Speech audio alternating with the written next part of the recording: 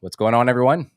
Hope you guys are having a good one, and welcome back to another Buzz Beat. This is Richie, and I'll be joined by Darian today, whose video is not working if you're watching on the video version, but he is here. I'm joined by Brian as well, as we will be taking some time today to tier all the players on the Hornets roster. We're going to rank them 1 through 15. I know there's not 15 players on the roster, but we've got KJ Simpson added in here. He's on a two-way, but we'll get to that shortly. Before we begin, if you haven't done so, consider putting your email into our BuzzBeat Plus database at buzzbeat.substack.com. By doing so, you're going to get our post directly into your inbox. And if you ever consider buying BuzzBeat Plus, you will have that option of going monthly for $5 or an annual subscription, which is actually the better value, $35 for the year. So just consider doing that. You can just put your email in and have it as a free option. And then if you consider it later down the line, that'll be right there in your email. Brian, how's it going? Anything new with you? Not too much. Doing pretty well. I've done some traveling recently, which has been nice. Always good to get a little bit of downtime in the summer post draft, post summer league, and I've got a trip coming up in about a week and a half. I'll be heading out to New Mexico Wow. for a few days for a wedding and for some vacation time too. So also excited for that. How about you guys? Not a whole lot going on. School's around the corner. Enjoyed watching the Olympics. I know that's obviously come to an end. My wife really gets into that stuff. She has Peacock on 24/7, and now that that's over, we're now watching the Little League World Series, which is crazy to watch 12-year-olds on ESPN. But we get into that. Darian, did you get a chance to watch the Olympics? Did you have a favorite event? Yeah, I love the Olympics. My favorite event, actually, I've never really put much thought into it, but this year, one thing I found myself watching a lot outside of basketball was volleyball. I just really Yes. like it. It's very upbeat. I love the passion everybody shows. Like it's really, really fun. I really enjoyed that. And then this year, the track and field stuff, that was also something that I know I always watch, but this year I don't know. Maybe it's because I know more of the participants, but it really felt like I was really involved this year. So that was fun as well. Overall, I think everything I watched was entertaining. I don't think I've watched everything from when they did judo. I will say I did miss out on the break dancing, but I feel like as though I didn't miss much, which You saw the that memes, I'm might be a good sure. thing. So that You're was right. Other enough. than the memes, Yeah. Yeah, the Olympics were awesome this year. Like I really enjoyed it. I mean, it's hard to imagine the basketball being better than it was. Super fun. Really enjoyed watching Team USA and yeah, getting to keep an eye on a couple of Hornets who participated in it as well. I guess this is where we can give a quick tip of the cap to Vasa Misic for his bronze medal with the Serbian national team in Paris. But enjoyed seeing the U.S. women win gold in soccer. That was really cool.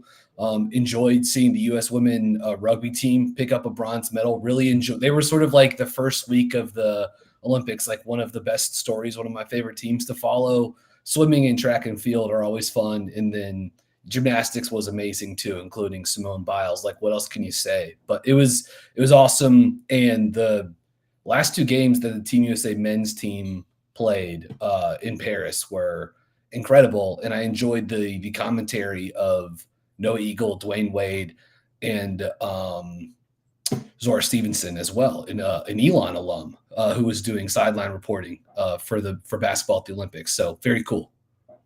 Yeah, I thought those last two games against Serbia and France were very fun to watch. Us, Curry, not Seth, but Steph Curry, awesome job of just hitting timely threes. He was the one guy that kept the team in the game against Serbia until the second half came about. I thought Devin Booker was like the unsung hero of the team, just knowing his role, knowing when to hit shots when ball was swung his way. Like he didn't do anything that was out of the ordinary, but he also didn't make too many mistakes either. You're going to talk about LeBron, you're going to talk about KD, you're going to talk about Curry, but I think Devin Booker was very instrumental in them winning gold. And then to your point, Darian, volleyball for whatever reason, I think it's just like the back and forth nature of those matches Mhm. where it's so close for the most part. It's very fun to watch. You'll get match point, and then the other team will Mhm. tie it up, and it keeps going back and forth. Mhm. So I definitely kept in tune to those types of games. There's like some cool some of the similarities between volleyball and basketball are fun too. Like it's not just some of it is like the sort of like, aerial, above the rim, above the net type of play. But even seeing the way teams would sort of like disguise, who Right. putting it up for the spike, or like, are they going to spike the ball, or are they going to just sort of like, touch it over the top of the net? Some interesting sort of comps to the NBA. If you think about how, pick and roll passers try to disguise whether they're going to shoot the floater or go to the lob, to the dive player, to one of the guys cutting to the rim. So some similarities between the two.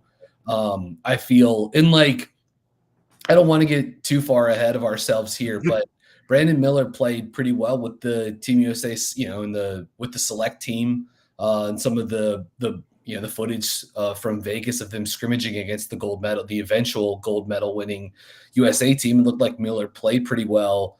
So it'd be interesting to see if like he's a guy that's potentially in the mix in 2028.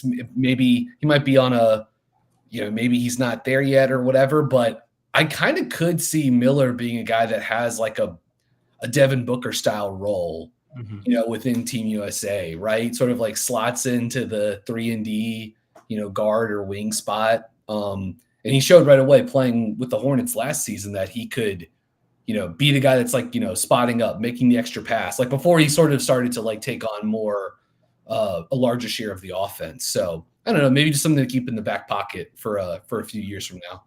And that's kind of my favorite part about the Olympics, specifically with basketball, of course, is watching. I like it when we do have all the stars because someone does have to adapt and change their role. And it's always interesting to see who it is. And then also it's always interesting to see how do they play going back when they return, of course. Of course, I don't expect Devin Booker to be what he was playing, because his role's completely different. Yeah. But I do want to see maybe in game 6 of the Western Conference semifinals, and they're going against Dallas again, will we see that Devin Booker, as opposed to trying to before in years past trying to go bucket for bucket with Luka? Maybe he's like, give me Luke, you know what I'm saying? So it's things like that. I'm interested to see. One thing I will say is players like Drew Holiday, Derek White, they prove their value because it doesn't matter. They show that it doesn't matter who they're with. They're the same player, and it's just as effective. What Drew Holiday was doing for Team USA is the same thing he did with Giannis. Is the same thing he's this past year with Jason Tatum, Jaylen Brown. So I think that as much as the playoffs showed how valuable role players are, I think that showed as well. I mean, granted, those are the definition of role players. Yeah. So you're not always going to get that type of output, but it's just interesting to see that no matter where they are, they're the same person. And honestly, I couldn't say that just because they're playing with LeBron and Steph that their role was diminished or their output was devalued. It was the same. Like it was just as beneficial for Team USA with all these stars as it is with the Celtics, which I guess is the closest thing in the NBA to Team USA with all those players. Mm-hmm. Yeah, I wonder how Tatum's going to adjust to his bench role with Team USA back to being. All right. Before we get into the tier maker and we tier the Hornets roster, let's get to one listener question here from Regulator at Captain Regulator on X. Which is more likely after 20 games, a 10-10 record or a 5-15 record? And off of that, what would be your playoff or tank plans with both of these in mind? So if I had to put money on it, and Brian and I were talking about this, like actually, if you had to put money on it, it'd probably be somewhere in between. But actually, take one or the other. I think I might lean towards the 5-15 direction, mainly because of the history of previous seasons, maybe the pessimism that surrounds this team in recent history. I think if I had to choose, that's the way that I would go. And I think it probably goes without saying, but the injuries are going to be the biggest thing to watch heading into the season. Now, you don't ever want to rush a guy back, but if either Mark or Lamelo is hampered and they're not 100%, and even if it's just for 5-6 games to start the season, I think this team achieving a 500 record throughout the first 20 games is going to be hard to achieve. Now, the optimistic view, you take the health into consideration. They're playing well. Maybe Charles Lee's communication, his new culture is just, wearing off on the players, and the players are buying in, and players are playing above their capabilities. You have a full off season with players like Grant Williams, Trey Mann. You've got Brandon Miller, who's improving and not having to deal with the unknown, as a rookie coming into that season. So maybe 10-10 is doable. 11-9, 12-8, like that's like the optimistic view after 20 games. But Brian, my guess is still probably on the lower end. But again, like we were mentioning, it's probably somewhere in between, to be honest. Yeah, and I mean, I looked this up earlier today. ESPN, their over under win totals projections for the Hornets this season had them at 29.5. So, it's about a quarter of that's if you're thinking, 20 games. It's about a quarter of the way, through an 82 game season. So the 7.5 number that you and I were throwing out, that's sort of like between the 5-15 and the 10-10, is sort of like, to an extent, there's like, it's plausible. There's a reason why that sort of maybe mathematically that would make some sense. If this team was fully healthy, and I'll be curious to see like what Mark Williams looks like, come preseason. I wouldn't be like shocked if they got off to like a 10-10 start, but I still think, Richie, I'm with you. I still think I would have them in more of the 5-15 route. It would be not a shock, but a little surprising. I think if at the quarter mark they were, 10-10 in the season. So I would say 5-15. Yeah. What about you, Darian? So for me, I'm kind of right with y'all as far as like there is definitely somewhere in the middle. 5-15, as much as I'm saying that that's kind of the route I see them kind of going, it still would be almost shocking to me just because 5-15 is steep. And I would expect the team to be a little better than that. But I think we have the talent to be 10-10 because it's not like 10-10. Obviously, that's 500. So it's not like it to be this, Golden State Warriors-esque type team to be 10-10. But when you look at the individual players, the baggage, and then all the new stuff, all just everything that's coming to the team that's new, it's just really hard for me to see them go 10-10. To your sentiments, I agree. We need to see what Mark Williams looks like. We need to see Lamelo Ball looks like. I know, Lamelo's wearing the ankle brace, it seemed. I don't know if that's officially reported, but the picture looked like one. So people are saying, oh, Lamelo's healthy. It's like, no, it takes time. It took Steph time to learn how to play with an ankle brace. And it's just, I think I've said this before on here, I just can't. Lamelo, when he's injured and comes back, it takes him maybe 1 to 2 games. Last year was a little different, but it usually takes him about 1 to 2, maybe even 3 games, and then boom, he's putting up 30-point games, 10 straight games or something like that. I just can't rely on that happening every single time. We've been, as bad as the team has been, I guess we've been quote unquote lucky enough to have that happen where LaMelo comes back from an injury and he plays very well. We just can't rely on that every time. Mark Williams with being a 7-footer with a back injury, don't know what that's going to look like. We don't have a tertiary big, so what does that look like when we see Nick Richards being forced to play starter minutes? What is that? Like, there's so many questions. Cody Martin, I know we'll go into it later, but it's just, I think that if you think of everybody at their best or above average, I think we have the talent. When you think about what we've seen, and we can only go off that, I think we're closer to the 5-15. But I will say, even though it doesn't matter, I don't think it will be a bad 5-15 where we have losses. We have 20-point losses to the Pistons, and we're losing to the Trailblazers. I don't think it's going to be like that. My hope is that if we are 5-15, there might be a couple blowouts in there, but for the most part, it's going to be we just didn't have it. We just didn't have the talent. This is where hopefully this season I hope to look at saying, okay, that's a basketball reason we lost the game. That's something we can work on, because before it's been we're missing half our team. There's nothing to take away from this game. So my hope is with the 5-15, there's a lot of basketball we can look at and say, well, if he just made that decision here or did that there, this will be a different game. That's my hope with the 5-15. First off, it is funny that if you cover the Hornets, that like 10-10 through 20 games is like it's seen as some like pie in the sky, reality. Like maybe one day they'll get to 500 at the quarter mark of the season. But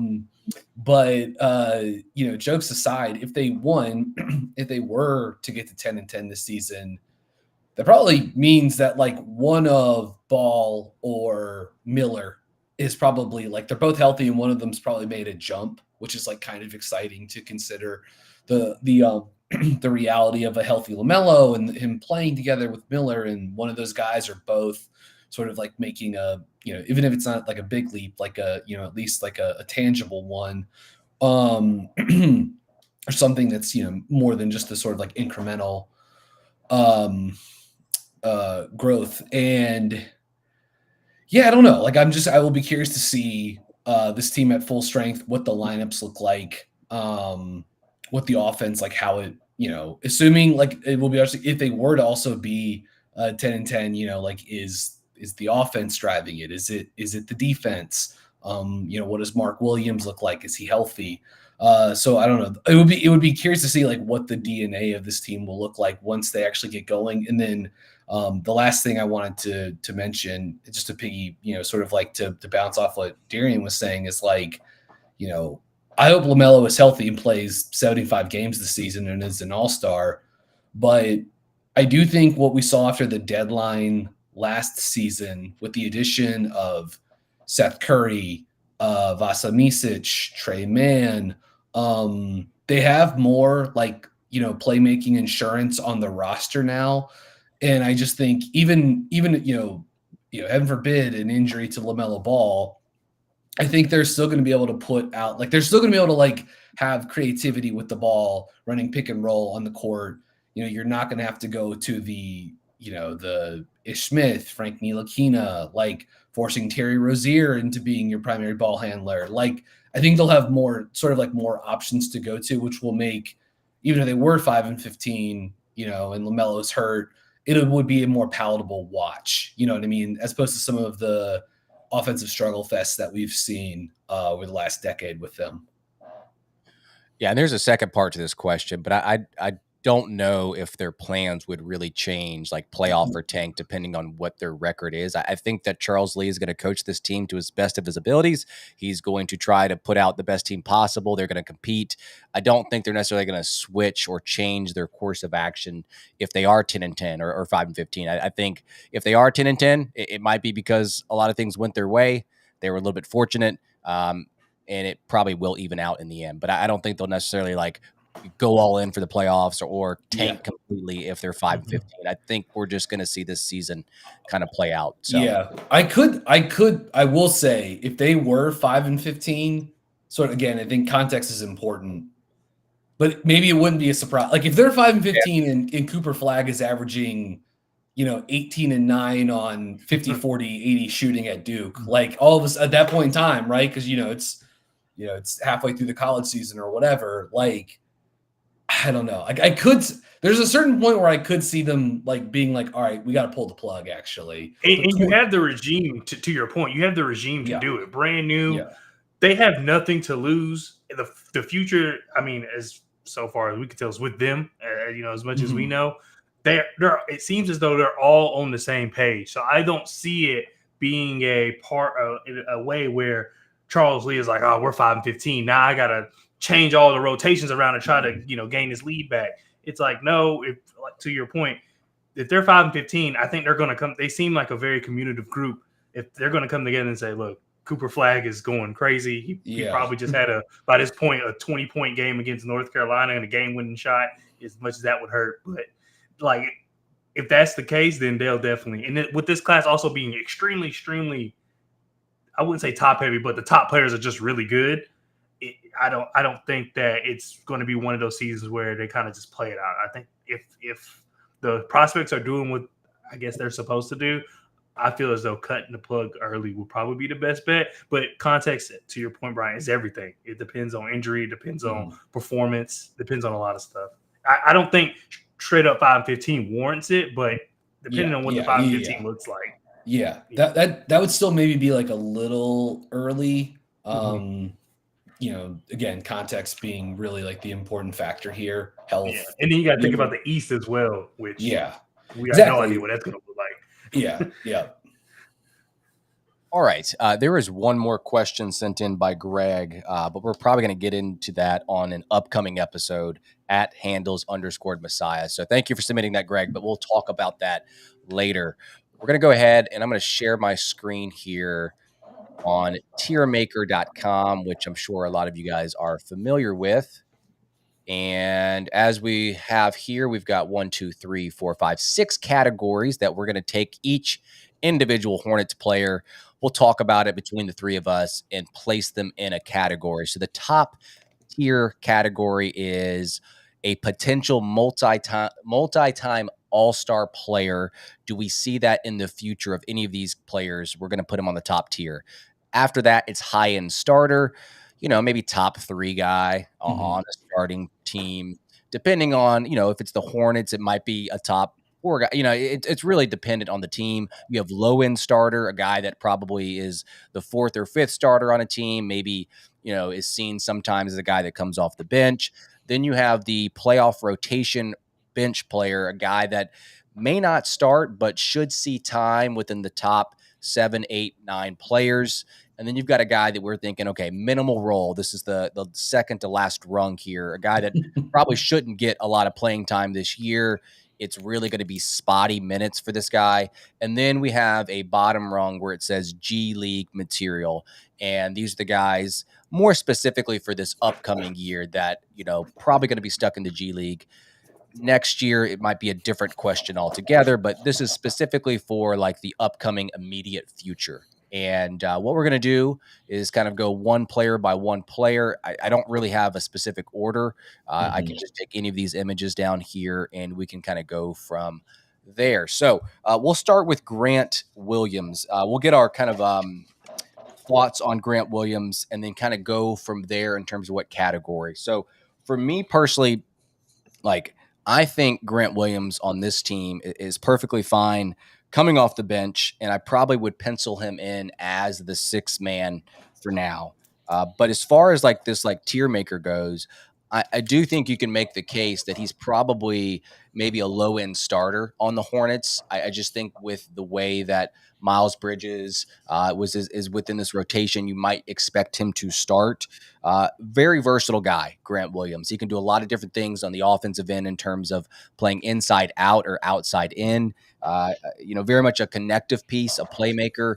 And then on the defensive end, he's like your typical communicator. He's your typical tough guy, and he's going to be the glue guy that you think about with this team, whether that's as a starter, whether that's coming off the bench. So that's my initial thoughts on where to place Grant Williams. I'm kind of teetering between low-end starter or a playoff rotation bench player. I think he probably fits more the low-end starter, Darian. But I think with the Hornets team, because he is totally fine coming off the bench, I think that's probably where we're going to see him start off with. I like him there. It makes sense. I think we know rotations change, especially, in the playoffs. So I wouldn't be surprised seeing Grant Williams, become a starter in some way, shape, or form. Even though to your point, like you said, maybe more of a 6th man, but plays a lot of minutes. We'll see just how it turns out. But I think that our team has the versatility to kind of support this. It's not, when I say the versatility, I don't mean like we just have quality all throughout the lineup, but we do have some players that can kind of move around, and Grant Williams kind of being the star of that when it comes to being versatile. So I definitely see it in playoffs. The game is slower. You're going to need communication. You're going to need to vet leadership. I know people on the internet like to talk about Grant Williams and how, he didn't do anything for the Celtics, even though he was in the finals there, of course. But we're the Hornets. I hate to say it that way, but it's completely different. So I definitely see it there. Yeah, I would go, for Charlotte's sake, I would put Grant as low end starter, just from a value standpoint. Though I do believe he'll be in the 6th man role if they had perhaps found a place to move Miles Bridges to, or if Bridges had signed elsewhere in the offseason or whatever. I think Grant would have been the starter at the 4 for them this season. But my guess is he'll end up starting a decent amount of games too, just through injuries, changing the lineup around. But I'm sure he's going to see time at small ball center. and a lot of time at the backup 4 spot, or just sort of like playing one of the 2 forward spots next to guys like Bridges and Brandon Miller, Josh Green, etc. Like the versatility, like his ability to switch. He can be a drop defender, even though when he's guarding pick and roll, even though he's 6'4", 6'5" center. He's one of the stronger players in the league. Sets good screens. I really liked what Steve Clifford did with him the back third of the season last year, using him in a lot of high post sets, letting him be a facilitator. Elbow action, corner action. I thought the chemistry between Williams and Brandon Miller was really good.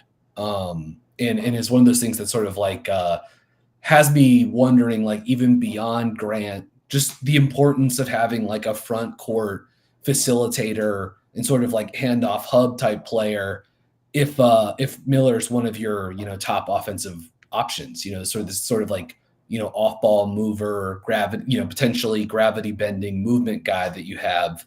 How important is it to have guys like Grant that can sort of like help get him loose in certain spots on the court. So, and then I think eventually it's some you're going to see Grant with another playoff team, whether it's like a couple years from now in Charlotte, or he gets dealt to another playoff team at some point in time. And then I think he slots back into being a guy that can contribute off the bench in a postseason environment. He did it multiple times with Charlotte. So that's where I've got Grant, low end starter, an important piece on both ends of the court, and a guy that I think, you can have on the court in leverage minutes. And he's proven, like, that's not hypothetical.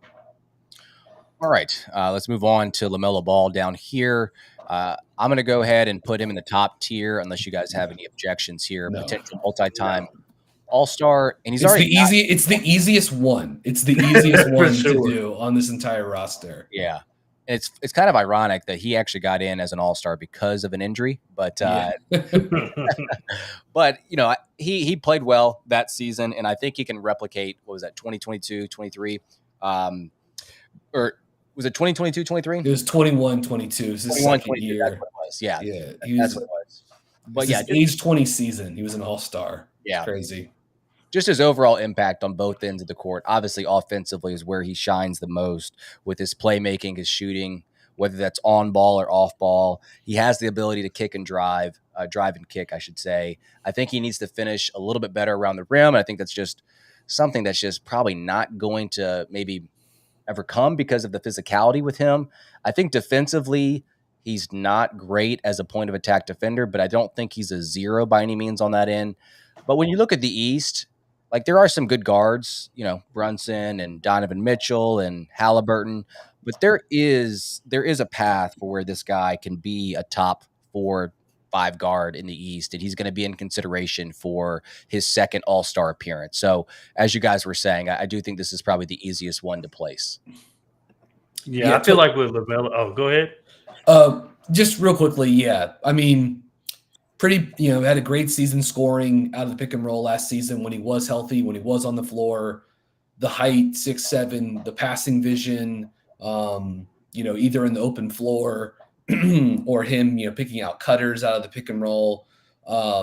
His ability to shoot off the catch, to shoot off the dribble. I think he can continue to improve shooting off the dribble. I think that overall just helps his his offensive game. I don't think he's ever going to be an amazing, just sort of like one-on-one scorer, unless it's really like him getting to his pull-up or his step back. I'm just not sure he's got quite the strength to just like sort of like, or the just like outright speed to sort of like always win one-on-one. But it'd be interesting to see if that's another place where he can sort of like scoop up some efficiency on that side of the floor. Has not been a great isolation scorer in the NBA, but I just think with that shot, especially if you can continue to improve it off the dribble, maybe sort of like, geek out some of these coverages a little bit more, and then that opens up more passing reads. So for me, for LaMelo, it's just like stay on the court, be healthy, and just like continue to become a more patient pick and roll operator. Trust your talent, trust your teammates, and get stronger and use that as a tool towards getting to the rim more, getting more foul shots. I think he absolutely, he's already got one All-Star appearance. So he's halfway there for this benchmark, and I think he's got the ability and will probably make multiple All-Star games throughout his career here. Yeah, for LaMelo, I mean, he's the only person stopping him from being great, and I really wouldn't say he because, what can you really do? I guess I don't know really too much about ankle injuries and how they, are constantly are going on. But I mean, when he steps on the floor, good things happen. He knows how to run the team very early on. He was just showing how effective he was. One thing I'll say about him is no matter how the roster looks, he performs in some way, shape, or form. It may not be right away, as kind of alluded to earlier. The first maybe 6-7 games, it was something like that. He played terrible, but in those moments, we saw a lot of flashes. We saw him, make some big plays. So with LaMelo, I think that he literally has it all. He has what it takes to be a potential multi-time All-Star. As you mentioned, it's not like the guards in the East are just so dominant that he doesn't get a shot. If the team is good and he continues to do what we know he can do and stay healthy, I mean, there's no reason for him not to be a multi-time All-Star, honestly. I think it's just the team part is going to have to – I mean, of course, his health, but the team part is going to have to play a part in it as well because it's – as much as they say they like to award, individual players, I do feel as though sometimes when it becomes between, one guy and another, they kind of look at how the team is performing. And unfortunately, we have not been able to provide him with that. But granted, he hasn't played either. So I think the future's bright for him. He's still very, very young. Very, very young. I keep forgetting that he's only like 21. So he has it. If he could just stay healthy, apparently all indications are pointing towards him being healthy. There's just no reason for him not to be a multi-time All-Star. Yeah. All right, we're going to go to Cody Martin down here. Out of all the players on the roster, I had the most difficulty placing him in a specific category. Really, he's like the most confusing player. I think more specifically because of his injury history and his recent injury history. He played 28 games last season. He played 7 games the one before. Darian, I know you kind of mentioned him in the beginning of the podcast, so I'm going to let you start off, and because I don't necessarily have a great suggestion here where to place him. So it probably will depend on health, but like, what are you thinking with Cody here? Oh man, I used to really like Cody Martin. Really, if I'm speaking completely realistically and looking at what we have, I would have to go playoff rotation bench player for me. If I had to be completely realistic, low end starter, I just don't know. I'd rather have Grant because I know some people look at Cody Martin possibly being the 2 guard or maybe the 3 guard, however you want to do it between him and Brandon Miller.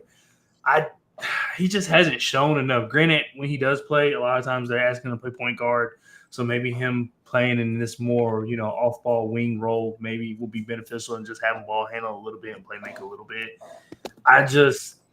I hate to say this because I know that a lot of it has to do with injury, but there's part of me that almost wants to say minimal role, even though that's not realistic. Mm-hmm. I don't see it with him at times. When he first got that contract, I thought that was great value because I want to say David Nwaba, I believe, which is a name, right? He got the same amount as Cody Martin, which in doing a lot less the same year. They got paid like the same contract, same everything. But Cody Martin, to me, was a lot better for that value. And ever since then, I mean, the injuries play a big part of it. But even when he does play, it just doesn't look good. It just does not look good. And it makes me wonder, where does he even fit, honestly? Because I don't know. I don't know. It really depends on the direction of the team more so. But as of right now, I think playoff rotation bench player, but I don't even really like that too much unless he comes back healthy. Because we've heard a lot about LaMelo and Mark, but Cody Martin, I'm pretty sure they sat him in Seth because season's over. It's not like you're winning. But when it comes to doing that, I feel as though it needs to be a player worth it. Of course, you don't want to risk injury for any player, but I don't know. Him not playing after not playing for 2 years is what it seems. It just makes it harder. Yeah, I think for Martin, I put him as playoff rotation bench player. I could see the argument for him to go, down a level if you're lower on him, or maybe you squint hard enough and you see low end starter. I can't quite get on board with that. He's played 200 games in his NBA career. He's 206 games. He's started 46 of them. Like he's been a bench player. He's only played 30 or so games the past 2 seasons. The health concerns are real. I don't think he shoots it well enough to be a guy that you could really be optimistic about, as a guy that could actually be like a full-time starter in the NBA. He's a career, under 32% from deep, 31% last season, 21% in 7 games the year before that. It really is the one. I mean, it is crazy. The 21-22 season, that was the last year of his rookie contract. He shot 38%, played 71 games that season. He got paid accordingly. If you could get back to that version of a player, then you're you really have a guy that could help a playoff team out, or could even, again, maybe on certain nights he can start for you, whatever. When he's on the floor, he plays hard. He can, credibly guard a few positions. He makes winning plays. Not really enough of a ball handler, though he can do some, second side pick and rolls. And when he was healthy for a brief stretch in the middle of the season this year, Charlotte used him as a primary ball handler, sort of out of necessity to an extent. But so it's he can do a lot of stuff, but really for a guy like that on the wing, I'm not sure he shoots it well enough, or really has proven over the course of 5 seasons now that he can shoot it well enough. But I've seen him do enough winning plays. There have been enough coaches that, whether it's James Borrego or Steve Clifford, that have liked him, when healthy, and have sort of spoken, sung his praises. But I still think the lack of a jumper, lack of real scoring punch means he's probably not a guy that you could actually start. But all the other sort of hustle winning play stuff, I think, makes him a guy that potentially could be in a playoff rotation. But if he was on the court in a playoff game, teams just wouldn't guard him out to the 3-point line. You see it every year. So if you want to go minimal role for him, I get it, but I would still have him in the sort of bench rotation tier. Yeah, I never considered low-end starter for Cody. I was debating between a rotational player in the playoffs or that minimal role. I'll try to stay optimistic with him in terms of what I like about him. I think, and maybe it's changed with the injuries, and maybe he's kind of slowed down over the years, but I think he's got to be Charlotte's second best, first best, third best, kind of in that range, point of attack defender. He tries to be a pest. He tries to be a disruptor on that end of the court as much as he can. He has the steals. He has the deflections. He has the overall energy. I think just because he's been out of sight, you kind of get lost in the shuffle with him. And he's just not a flashy player. And he's not done anything offensively other than just maybe attacking the second side after the ball gets swung around. I think one of the more overlooked aspects of his game, if you're not looking for it, I think is passing on the move. He's very good with those dump off passes. Darian, you mentioned the idea of maybe operating with the ball in his hands, and they've tried that earlier in his career as a point guard in summer league. That's just not the role for him, but he can make the right pass after the ball has been swung around, and he can kind of get downhill. But to Brian's point, they will play him out of playoff games because he can't shoot. So if he's just hanging around the outside on the wing or in the corner, it's not really doing much. Got to use him as a screener, got to use him as a cutter, but also you got to make the most of those opportunities on the offensive end. So we will keep on moving here because we are a lot of players left to go here. Mark Williams, Brian, I'll let you start off with him. Tell me what you like about him and where would you place him? Yeah, I'll go high-end starter for Mark Williams.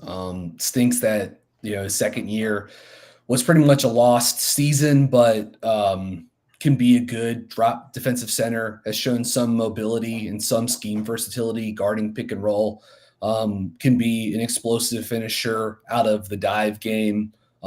They've dabbled some with him in 5-out and some at the elbow. Haven't seen a lot of that. So I'd be curious to see if we can maybe squeeze a little bit more. That to me is sort of one of the next things for him, if you could get to it offensively. But the rim protection is good. The offensive rebounding is good. Um, Again, I could see like a case for him to maybe, if you want to argue, like a lower end type starter, Yeah. because he doesn't shoot. He's not the switchiest five.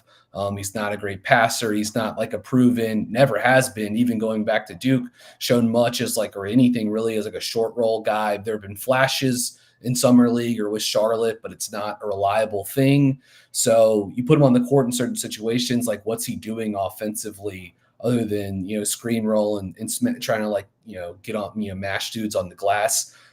That is still like a valuable, set of skills. And he's still very young. And I think the defensive impact and rim protection is enough for me to sort of still buy him as like a plus starter. But if you guys want to put him towards the lower end starter, like, I wouldn't push back too much on that. But I'll still have Mark Williams high end starter. Yeah, I debated between high end and low end because there's still a lot of unknowns with him because of this past season and, having not played after the new year. And it's kind of hard to project maybe where he'll be in future seasons because of that back injury. I also don't ever think that shot will come around. Like some people are kind of like holding out hope that it will. I just don't see that as part of his game, which is okay. I mean, that Yeah. doesn't have to be a part of his game for him to be an effective player or a high-end starter.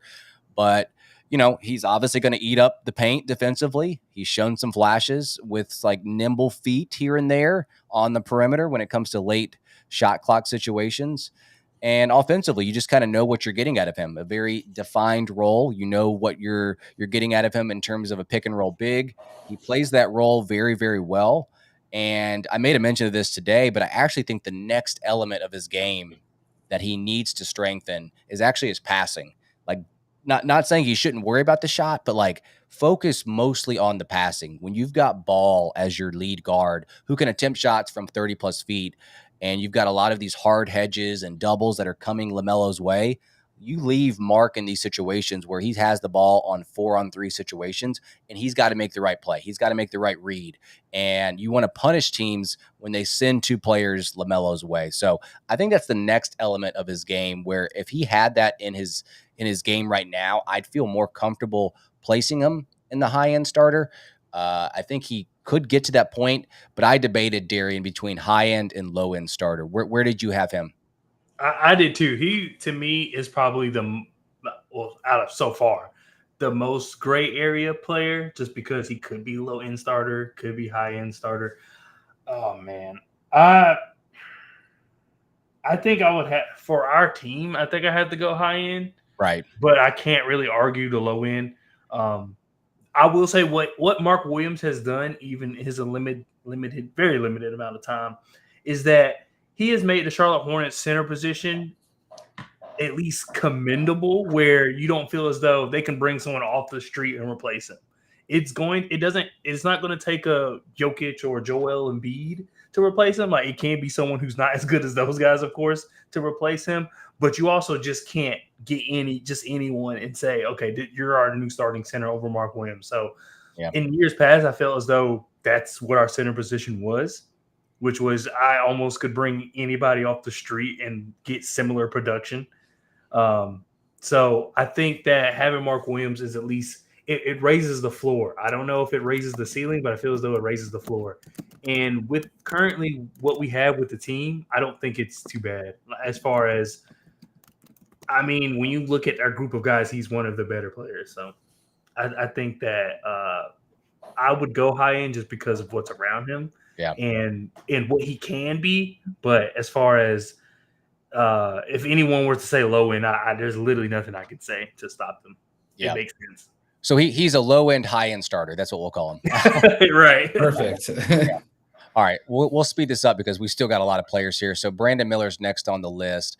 I think that he deserves to go in the same category as LaMelo, but maybe just like a slight degree down. I actually like his archetype more than Ball's archetype, but just because he's entering his second year, I'm going to put him a rung below Ball, but still in that same category as multi-time all-star. The upside is there. The foundation's there. He's got the movement shooting. He's got the mid-range shot. I think he just has a natural instinct to score the ball. And I think that's going to help him in years to come in terms of, getting eyes on him for being an all-star participant. And I think with his strength, which he is very much aware of, that's going to help some of his deficiencies, like Mhm. finishing at the rim, giving him a stronger base if he gets pushed off his path, because he does have a little bit of a loose handle. So the path to him getting multiple all stars really isn't too far fetched if he can just, improve those little things along the way. So I'm going to put him Yeah. in that category, Brian.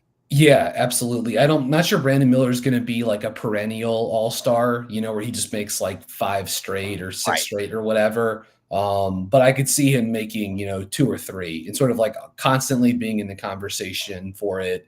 You nailed it, Richie. Get stronger, continue to like work in the mid-range, but take more threes. All of a sudden you become a little bit more efficient player. That's gonna open up some more passing reads.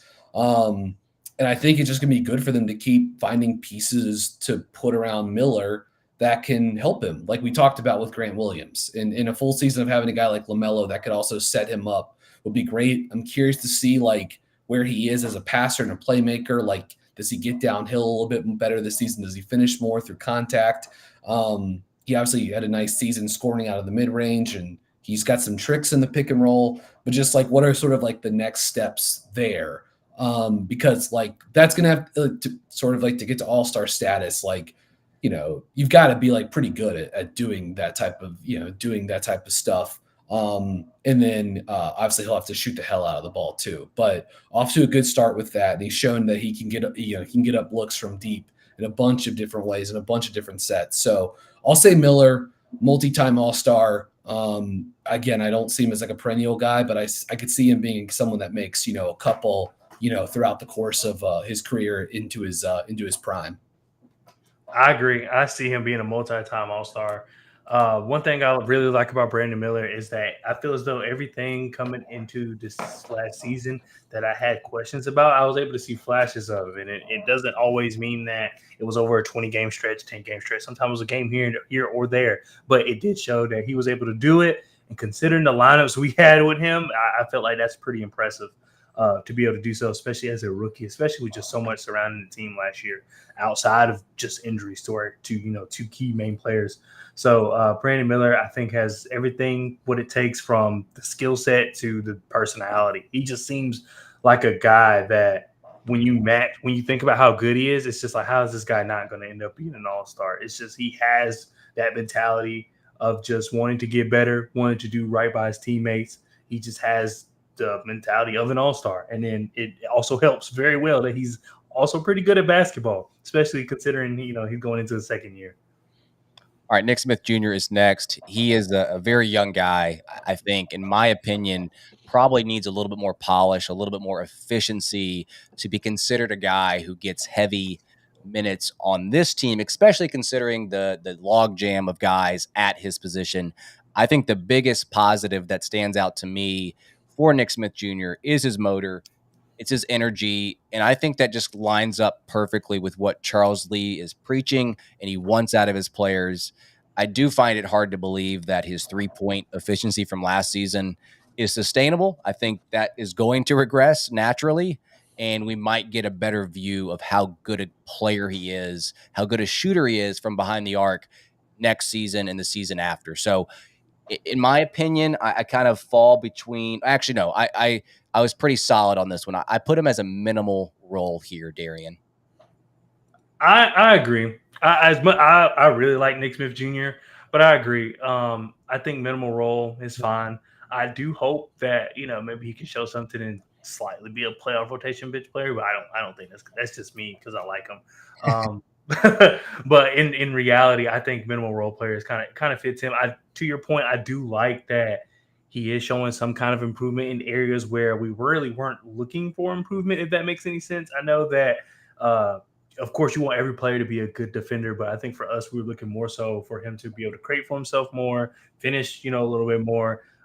Even though he was pretty effective at the 3-point last year, just be consistent with that, even though Summer League kind of didn't turn out that way. But we did get a big surprise, at least for me. Maybe I should say for me.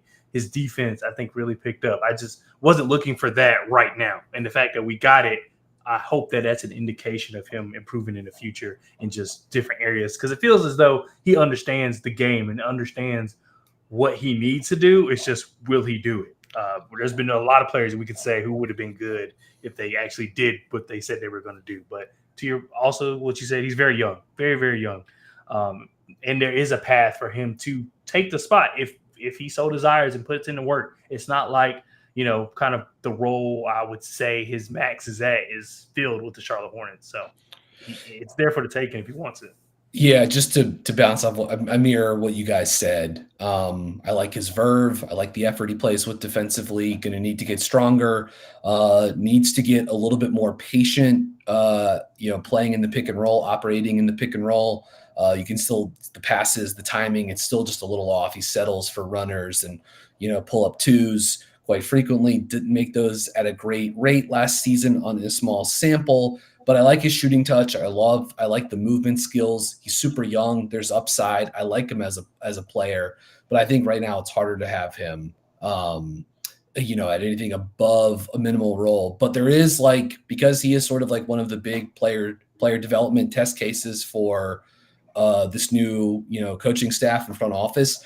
He has probably I would say, of anyone on the roster, probably the most room for growth, right? Just in terms, if you're looking at it from the tier perspective. So I'm still in on Smith as a player, but I think right now it's probably hard to have him above minimal role. Yeah. All right. Here's what we're going to do to finish this off. I think we're each just going to pick one player at a time, talk about it, and then we'll talk about what a specific category. So I'm just going to go first here and pick Trey Mann. You guys can give me the categories where you think he will fall, but let me just kind of quickly go through what I think is expectations for him. First off, he's been very visible in the media since the hiring of Charles Lee, and it seems like he's maybe buying into the possibility of having a breakout year here in Charlotte. He was a very interesting option in the guard rotation last season, and I think he's going to be in play for some more significant minutes this upcoming season. He's a guy that has skill both on ball and off ball. He knows he's got that step back, the side steps to kind of create that space. To be honest with you, if you're kind of looking at it in a vacuum, he's got to be among the top 5, 6, 7 guys in the NBA, just in terms of the space he creates. Yeah. It's very impressive to watch. Special. That. Yeah. It's really special. But for Mann, I think it's simply going to come down to, if he's making shots, he's going to play heavier minutes, and he's going to be impactful because he's got some other things too that he does well, like playmaking on the move, his deflections on defense, and I think his rebounding is very solid. I'll open it up to you guys. Where would you place him on this tier maker? Oh man, I have an idea, but I want to hear your thoughts. I like Trey Mann, so I feel as though I might be biased, but I would say I'm being realistic, and I'll say playoff rotation bench player. Yeah, so I'll agree with that too with Mann. Okay, that's I like him a lot as a player. I'm excited to see him next season. All right, Brian, pick a player remaining. Yeah, all right. I'll go Vasa Micic. Came over as a 29, 30-year-old rookie last season. Didn't see a ton of him for Oklahoma City, but really enjoyed him once he got to Charlotte. His ability to get into the paint. He's not super duper explosive, but he's big, he's strong, he's crafty, good at those empty side pick and rolls, working with Grant Williams or with Nick Richards. So I just think from the size and pick and roll creation standpoint, I know he's older, but I think there's some stuff to like there, and a guy that could certainly be a guy that props up and runs a second unit offense. He played well for Serbia in the Olympics, which I think was not just impressive to see, but again, sort of speaks to his ability to be a guy that you can give the ball to in pressure situations. So I like Micic. I know he's not the best athlete. He's older. He probably is what he is right now, but it's still a really nice offensive guard to have off the bench. So I'll say my thoughts on Micic were, playoff rotation player, and a guy that, maybe does get pinched a little bit this season if you've got Lamelo and Trey Mann, in town running the show. But I could also see Micic being an important playmaker for this team off the bench. That's where I had him. I think he's a great driver of the basketball, very creative rim finisher. Obviously, his three-point shot is lacking. But, for an eighth guy in the rotation, seventh guy in the rotation, whatever you view this guy as, I think he does enough good. And there's enough that he brings to the table that you would have to maybe put him in the playoff rotation. So I'm with you, Brian. And it's not saying much, but Micic to me was the difference between us scoring. What was it when we could barely score 100? He was the difference between us scoring 70 and 90. Because without him, we would have scored 70 a night. It was rough sometimes there towards the end of the season. All right, Darian, pick a player that remains. I'll go actually Nick Richards, just because I've actually have a revelation about Nick Richards. I like him a little more now as time has settled. I would honestly, this could be too much, but I honestly would say low end starter based on our roster, only because I could see there being, unless another big comes into town, I could see there being times where they feel like they might have to go to Nick Richards over Mark Williams. If Mark Williams is dealing with back injury, that's the only reason. Other than that, I mean, you know how I feel. I feel better about him, but I'm still not great about him. If you want him lower, that's fine. I get it. But I'll say low end starter is only because Mark Williams in his back. If Mark Williams is completely healthy, then I would probably push him down to playoff rotation bench player. But we saw early last season that there was times where Nick Richards was getting minutes over Mark Williams in certain situations. So that's why that's the only reason I have him there. Now, granted, it's been a year since that time, so maybe things will be different. So thinking back to last December, that's probably the best I got. Yeah, I think maybe why you're considering him as a low-end starter is because of Mark. Now, if you take Mark out of the equation, would you feel comfortable with Richards being a starter every single day?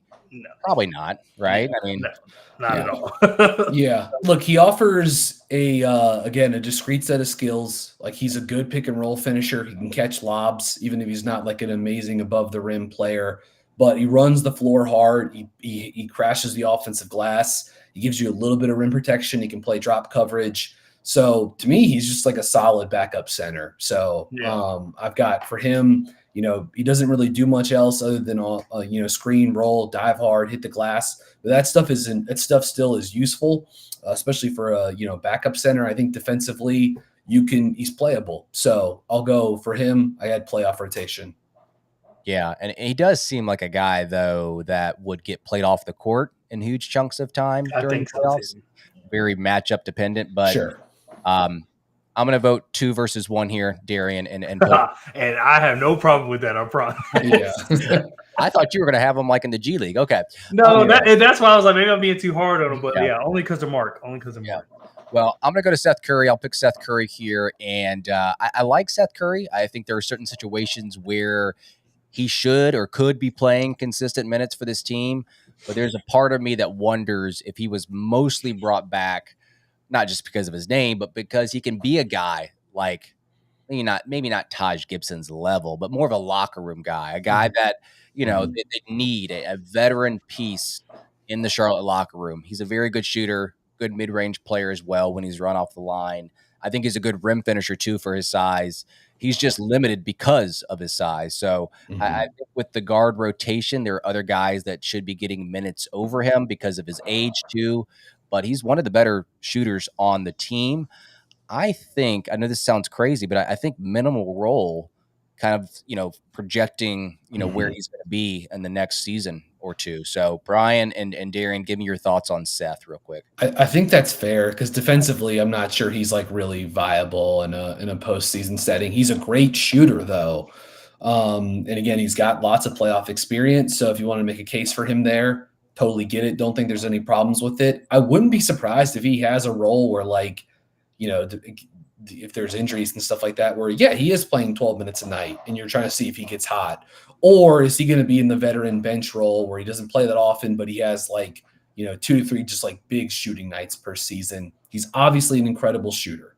One of the best 3-point shooters, percentage-wise in NBA history. He can shoot off movement. He can handle a little bit. But, I think at this point of his career, it's probably more. I mean, I think he's on a vet minimum. So we'll go for a minimal role player here. But the shooting is maybe a pathway for him to sort of actually give you more value than that. I completely agree. And considering how the contract negotiations went, where they cut him and then didn't hear anything for like 2 months, and then he was just back, I feel like that's him kind of acknowledging where he's at in his career. And yeah, I think minimal role is great, but considering he is one of the best shooters on the team, I definitely wouldn't be surprised to see him sneak in and get some minutes, especially if someone's not performing well in a certain stretch of games or something. All right. Yeah, next up, I'll go. How about the newest Hornet, or one of the newer Hornets, Josh Green? We've talked about him. We've broken his game down a few times on here. Like some of his defense, the screen, chasing off-ball shooters around screens, some of the team defensive components, his work as a catch-and-go driver. When he does actually shoot the ball, like at times he's shown the ability to actually make some threes. It's just sort of like a willingness for him to take shots. I think is going to be sort of like a big deal for him this season. Even with Australia this summer, he looked hesitant at times in the Olympics. So he's gonna have to shoot. He's gonna have to be willing to shoot. But for a guy that is, last season was his age 23 year, he's still just 23 years old. If you can get him more comfortable, as a shooter, he does a lot of other good stuff, catch and go with his athleticism in transition. And again, not like a perfect, like 1A stopper. He can struggle with screen navigation when on the ball, but for Josh Green, I'll say low end starter. And would be curious to see if you guys would want to pull that down a tier, but Green has played in the playoffs. He's had some good stretches in the playoffs with Dallas at times. And I'm going to just be like a little bullish on him coming into next season, hopefully settling into a 3-and-D role with this team. That's where I had him. I was debating between the playoff rotation versus the low-end starter. He's a little bit unproven to even place him in the high-end starter, obviously. But you can make the case that he's a low-end starter on plenty of teams. I've mentioned this before, but, like Grant, like he does a lot of the little things correctly, like going after 50-50 balls, picking up three-quarters court, contesting hard out on shooters. And so all these things like make small incremental differences throughout the course of a game. And then obviously other than that, like you know what you're getting from him as a corner 3-point shooter. You know what you're getting from him as a defender. I think he's an underrated playmaker, and he's got plenty of room to grow. I think on most teams, like they're going to value his skills. So he is probably like a 5th starter on most teams. So that's probably why I'm putting him here, Darian. I agree. I'm pretty bullish on Josh Green as well. For me, I just really hope that like maybe he like really, really picks it up defensively and becomes the true defensive stopper. Right now, it's just like he can do it. He has the body to do it. He somewhat has the intensity to do it. I just want him to actually do it and like have the numbers reflect that. And I think he can get there. I mean, he has things necessary to do that. So it's just him being able to implement it. Hopefully, being with Charlotte instead of Dallas, where maybe, it's a little more focused around Luka and Kyrie. Maybe he can, carve himself a role here. And then Darian, go ahead and pick another player. All right, I'll pick someone who could probably go into like 4 different categories, maybe 3, and that's Miles. I don't know. I don't know, because with Miles, I know what he needs to do, and I hope he knows what he needs to do to be better, to be, there was points of time, there was like a season where Miles Bridges was, touching on the brink of being an all-star. I think the team kind of stopped him from, being there because LaMelo barely got in, even though I think LaMelo should have got in over Fred VanVleet anyway. But I would just have to go high-end starter, because he does. I mean, he's going to put up points. The defense, I think he needs to pick it up. Off ball, he's not as bad, but it's still, I expect a lot more from him. Off ball, definitely needs to work on that. But with our current team, I think it's a high-end starter. And if he wants, and that's not even like a feel-good high-end starter, just because of what we got from him, specifically talking about last year. At this point, it's hard for me to say, well, 2 years ago, 3 years ago. I'll just go high-end starter for now, based on, where we are with the team. It could be lower, it could be higher. I mean, I know I said this about other players, but Miles is literally the only person that can decide what he wants to do. There's no reason for him to be a subpar defender. Literally no reason. So if he wants to be a true high-end starter or a potential, all-star snub, which is more likely kind of more so he'll be more so than an all-star, then he has to show it on the court. I know there's people that say, the last season wasn't good because Lamelo's missing, but that was the time specifically for Miles to show what he can do. And I felt like at times he was subpar for the rest of his game. I think his offense, spoke for itself. So it's just really up to him and what he wants to do. And I don't know yet. I have no idea. Yeah, look, I've shared my opinion on Miles plenty on this podcast. The tier that I would have him on, we don't even have available for here right now. To be totally honest with you, I can't get with him as a high-end starter. I don't think he's a winning player. And for me, they got to knock him down a peg. But I'm not going to push, I'm not here to argue for or against this guy all that much. So you guys can settle it. But yeah, I do feel like he's high end speaks.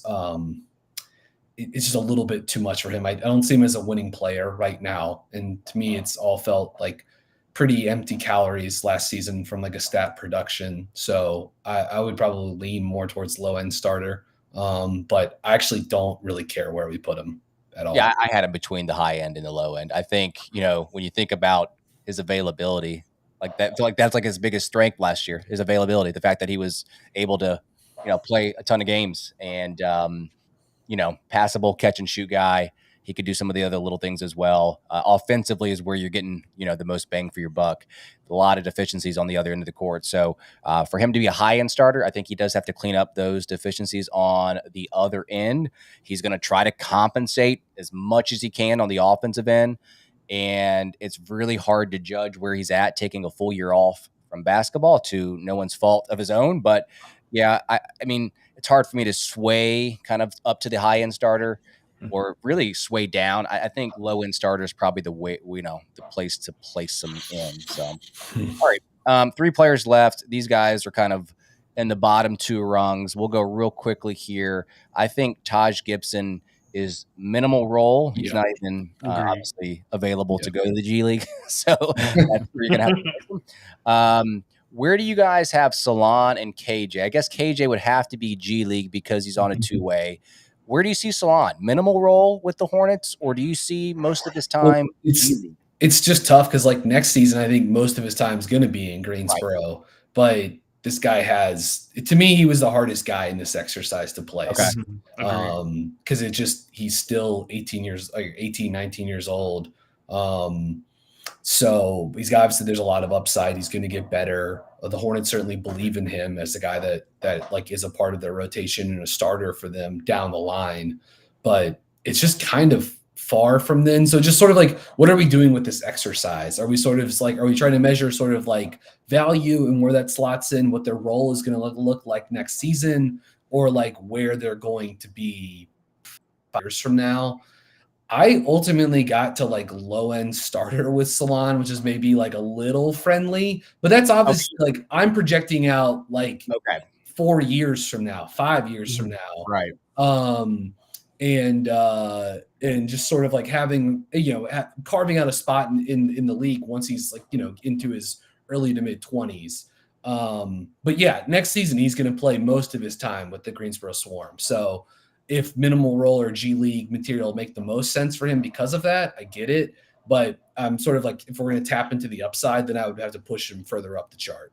Yeah. I didn't really know what I was doing with this activity, whether it was future seasons or the immediate future. Mm-hmm. The problem is that top tier where it says multi-time all-star, that assumes there's multiple years in it. Sure. But all the other ones you can apply to this year. I had him in the G League material just because I was talking about the upcoming season. That's fair. But you're clearly hoping the 6th overall pick is not destined for Greensboro, right? I mean, he's just so raw that, he's playing mostly off instincts right now. And the James Bouknight legacy. Oh, man. Yeah, for him, I mean, he's one of the guys that's like an outlier. So the kind of way I approached the exercise was it was really player dependent. I mean, some guys I was high on. So it's like, of course, I think you're going to be here or going to be here. And there's other guys where it's like, I mean, if I tried to base it off their full potential, it probably wouldn't go well. So let's look at more so next season. So yeah, it all depends. But I think G League material is fine for him. Makes sense. If we're talking about next year. So, all right, I will save and download that image and share it with our listeners. You guys can do the same with this. There's going to be a link where you're taking the same 15 players and placing them into the different categories. Hopefully, you guys got something out of this episode. We appreciate you guys tuning in to another episode. This exercise was fun, and like I said, share those tier makers and rankings with us on social media, and we will be sure to repost that on the BuzzBeat account at BuzzBeatPod. As I mentioned on the previous episode, our content will probably slow down probably until mid-September. We probably won't be going every 7 days, maybe every 10 days, every 15 days. We'll see. But as always, thanks for your support, for Brian and Darian.